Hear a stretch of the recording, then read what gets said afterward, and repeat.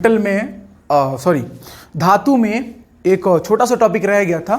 मुझे लगा कि वो भी आप लोगों को बता देना चाहिए, काफ़ी उपयोगी रहता है एलॉय के बारे में, मतलब कि मिश्र धातु के बारे में। ठीक है, तो अब चलिए आज हम लोग पढ़ेंगे मिश्र धातु को, एलॉय को। बहुत छोटा सा वीडियो जाएगा, थोड़ा सा समय आपका लूंगा मैं। ठीक, इसको बताना जरूरी है क्योंकि मैं कुछ भी छोड़ने का रिस्क नहीं ले सकता। तो एलॉय किसे कहेंगे?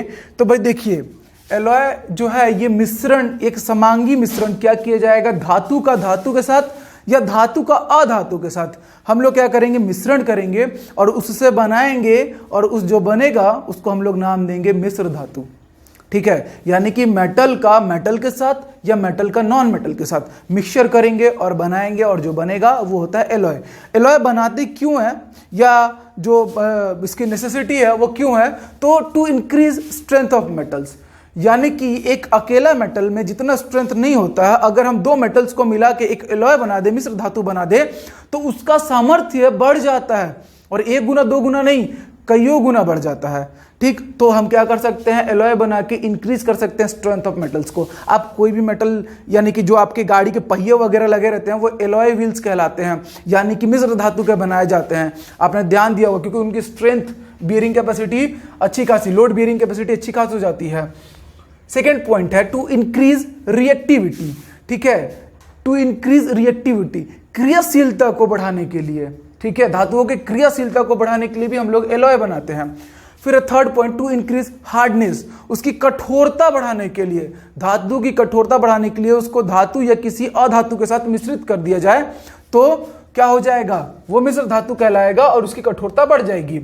टू डिक्रीज मेल्टिंग पॉइंट, यानी कि उसका गलनांक कम करने के लिए, धातु का गलनांक कम करने के लिए भी हम लोग एलॉय बनाते हैं, मिश्र धातु बनाते हैं। तो ये हमने देख लिया कि एलॉय किसे कहेंगे और बनाते क्यों हैं।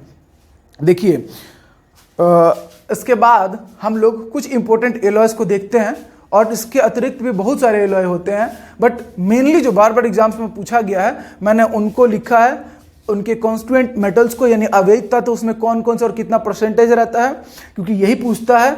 और लास्ट में उपयोग को इंक्लूड किया है, जनरली उपयोग नहीं पूछता है, और इस एग्जाम के नेचर के अकॉर्डिंग तो उपयोग नहीं ही पूछेगा। फर्स्ट है एलॉय। अच्छा, इसके पहले मैंने आपको टाइप नहीं बताया कि प्रकार। देखिए, प्रकार तीन तरीके का होगा, फेरस, नॉन फेरस और अमलगम। अमलगम में जो अव्ययी तत्व है, यानी कि अमलगम टाइप का जो एलॉय होता है, मिश्र धातु होता है, उसमें हम लोग Hg मरकरी यूज करते हैं। सोडियम के साथ मरकरी को मिला देंगे तो सोडियम अमलगम करके एक एलॉय बनता है। ठीक, तो ये याद रखिएगा आप लोग। उसके बाद टाइप्स में है, पहला फेरस, थर्ड को मैंने आपको बता दिया नॉन फेरस। फेरस और नॉन फेरस सिंपल सा है, यानी कि लौह मिश्र धातु और यानी कि लौह विहीन या अलौह मिश्र धातु। इसमें लोहे पाए जाएंगे, जैसे कि आपका स्टेनलेस स्टील। ठीक, और उसके बाद अल्निको, तो वो जो है वो फेरस एलॉय कहलाते हैं, जिसमें लोहा उपस्थित होगा, यानी आयरन प्रेजेंट होगा, वो आपके फेरस एलॉय हुए। और जहां आयरन प्रेजेंट नहीं होगा वो नॉन फेरस हुए, जैसे कि ड्यूरेलियम यहां पे होगा, आप देखिए इसमें आपको आयरन नहीं मिलेगा। मैग्नेलियम, जिसमें भी आपको आयरन नहीं मिलेगा, तो ये नॉन फेरस एलॉय हुए। तो ये ये डिफरेंस भी आपने समझ लिया। अब चलते हैं हम लोग मिश्र धातु के तरफ कि भाई कौन कौन सा क्या होता है, मिश्र धातु होता है। पहला है आपका स्टेनलेस स्टील। बहुत बार पूछा है और हर बार थोड़ा ना थोड़ा कुछ ना कुछ गलती कर देते हैं। आयरन पाया जाएगा 73%, ध्यान देते रहिए। आयरन, क्रोमियम, निकिल और साथ में carbon. Iron, chromium, nickel mainly है, और अगर कार्बन गायब कीजिएगा तो वो आयरन का परसेंटेज कहला जाएगा 74% हो जाएगा। तो आयरन 73%, क्रोमियम 18, निकिल 8 और 1% आपका कार्बन। ये होगा स्टेनलेस स्टील। बना के हम लोग सेविंग किट, शल्य क्रिया के उपकरण, ठीक है, और बर्तन वगैरह, क्योंकि ये जंग रोधी होता है, इसमें जंग यानी कि कोरोजन, संक्षारण नहीं होता है, तो इसको आप लोग इन सब कामों के लिए उपयोग में ला सकते हैं। Stainless steel, iron, chromium, nickel और कार्बन, याद रखिएगा। सेकंड है अल्निको। अल्निको के बारे में हमने और भी पहले पढ़ा है, फिर आज रिपीट करते हैं। अल्निको के बारे में मैंने बताया था, एल्यूमिनियम, निकिल, कोबाल्ट साथ में आयरन। एल्यूमिनियम, निकिल, कोबाल्ट साथ में आयरन। तो आयरन 62%, निकिल 12%, एल्यूमिनियम 20% और कोबाल्ट 6%, इनको मिला के आपका बनता है अल्निको। एल्यूमिनियम, निकिल, कोबाल्ट, साथ में आयरन, अल्निको होता है। परसेंटेज आपने देखा, परसेंटेज बहुत कम पूछता है, बट इसके जो कॉन्स्टिट्यूएंट एलिमेंट्स हैं उनको पूछेगा, और शक्तिशाली स्थायी चुंबक बनाने के काम में आता है। ठीक है, तो ये याद रखिएगा। और मैं कमेंट में बताइएगा कि अल्निको के अलावा मैंने कौन सा दूसरा एलॉय बताया था आपको जिससे शक्तिशाली यानी परमानेंट मैग्नेट बनता है। ठीक है, मैंने लिखवाया था, मुझे याद है, आप बताइएगा। ब्रास यानी कि पीतल। ठीक है, पीतल पाया जाता है कॉपर और जिंक इन दोनों के मिश्रण से, मिश्र धातु से आपका बनता है पीतल। कॉपर में जिंक मिला देंगे 20%, कॉपर 80%, जिंक 20%, कॉपर 80%, जिंक 20% बताएगा पीतल। पीतल से बनते हैं बर्तन और सिक्के। ठीक है, और दुनिया, ये दुनिया पीतल दी, सॉरी ठीक, तो पीतल के क्या क्या बनते हैं? बर्तन, सिक्के और दुनिया। दुनिया नहीं बनती है, ठीक है, ऐसा नहीं कोई टीकों को मार के आ जाना आप लोग। ब्रॉन्ज, कांसा।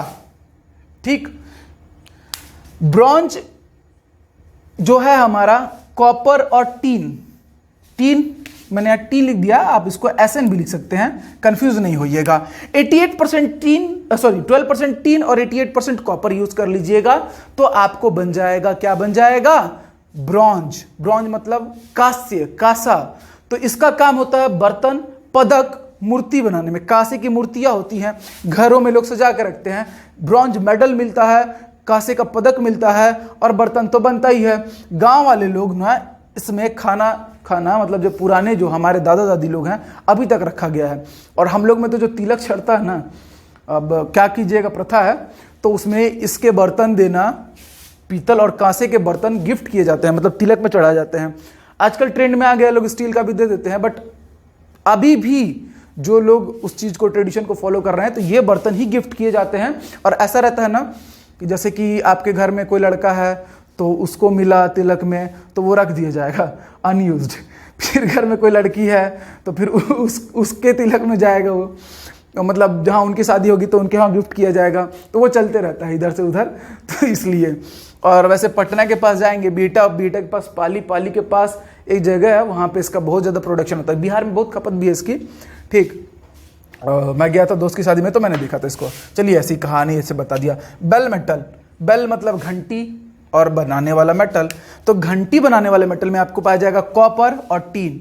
ठीक है, एक चीज रह गई थी, ब्रॉन्ज मेटल में आपको कहीं क्लासिफिकेशन ये भी मिल सकता है कि कॉपर, जिंक और टीन, कॉपर 80%, जिंक 10%, टीन 10% आपको प्राप्त हो। ठीक है, तो अब हम आते हैं बेल मेटल में। बेल मेटल में 75% कॉपर और टीन आता है 25%, यानी कि इस टीन की मात्रा बढ़ा दीजिएगा तो बेल मेटल बन जाएगा। और बेल मेटल जो होता है, घंटी, साइकिल वाइकल में लगे रहती है घंटी, वो और जो पुर्जे होते हैं उसको बनाने में इसको यूज किया जाता है। ड्यूरेलियम बड़ा ही इंपॉर्टेंट है। ठीक है, ड्यूरेलियम याद रखिएगा, ड्यूरेलियम। ठीक है, हाइड नहीं हो रहा ना, duralumin. Aluminium 95%, copper 4%, manganese 0.5%, magnesium 0.5%। चार लोग हैं इसमें। ठीक है, मोस्टली आप याद रखेंगे, ध्यान दीजिएगा, एल्यूमिनियम, कॉपर, मैग्नीज और मैग्नीशियम 0.5, 0.5, 4 एंड 95, ये चारों मिलकर बनाता है ड्यूरेलियम। और ड्यूरेलियम वायुयान, हेलीकॉप्टर बनाने के काम में आता है, इसलिए इंपॉर्टेंट तो है ना भाई। मैग्नेलियम, मैग्नेलियम जो बनता है वो उसमें रहता है एल्यूमिनियम 98% और मैग्नीज ले लेते हैं 2%, मैग्नीशियम ले लेते हैं 2%, मैग्नीज और कॉपर करते रहते हैं गायब। तो ये क्या बन जाता है हमारा? मैग्नेलियम। वायुयान, ये प्रेशर कुकर या वैज्ञानिक उपकरण बनाने के भी काम आता है ये।